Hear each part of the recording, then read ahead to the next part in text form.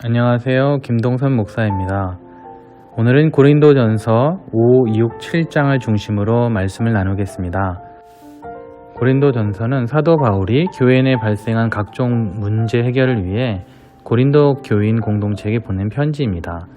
고린도 교회는 사도 바울이 두 번째 선교 여행 중에 1년 6개월을 보내며 브리스길라와 아굴라 부부와 함께 개척한 교회입니다.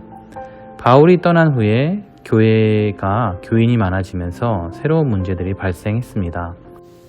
1장에서 4장은 그 중에 첫 번째 문제를 해결하기 위해 할례하고 있습니다. 교인들 사이의 지도자들에 대한 선호와 편의 문제가 발생했던 것 같습니다. 그래서 바울파, 베드로파, 아볼로파, 그리스도파 등으로 이 공동체가 나눠졌습니다.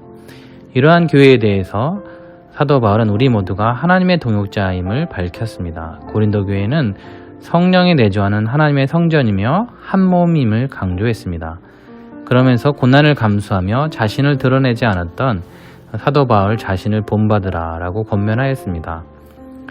이어진 5장부터는 고린도 교회의 두 번째 문제인 각종 무질서에 대해서 다루고 있습니다.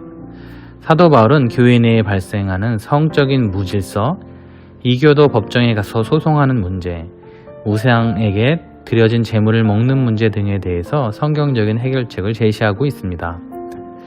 성도들은 자신의 몸을 성전으로 성령의 전으로 여기며 자신의 몸으로 하나님을 영화롭게 해야 한다고 권면했습니다.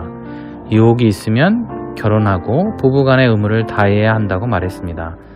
또한 주신 본분대로 살아가고 미혼자는 할 수만 있다면 현재대로 살아도 된다고 권면했습니다. 성도들 간의 이 문제에 대해서는 세상 법정에 가져가지 말고 우리 모두가 성령의 전임을 잊지 말 것을 권면했습니다. 그 당시 고린도 사람 같다는 말은 음란하고 방탕하다라는 의미였습니다. 고린도는 항구 도시로서 이교도 신전에서는 여사제가 있어서 제사와 매춘이 결합된 형태의 음행이 있었습니다. 어떤 교인들은 영지주의자들의 영향으로 죄 많고 살아 없어질 몸이니까 함부로 사용해도 된다는 사상을 받아들였습니다. 배가 고프면 아무거나 먹어도 되는 것처럼 몸이 원하면 성욕도 아무렇게나 채우면 된다고 생각했습니다. 어차피 영혼 구원을 받았고 몸에 지은 죄는 천국에 가는데 영향을 주지 않는다라고 뻔뻔하게 자기 합리화를 했습니다. 이와 같은 이단을 구원파라고 하는 것입니다. 이들은 몸을 너무나 값싸게 취급했습니다.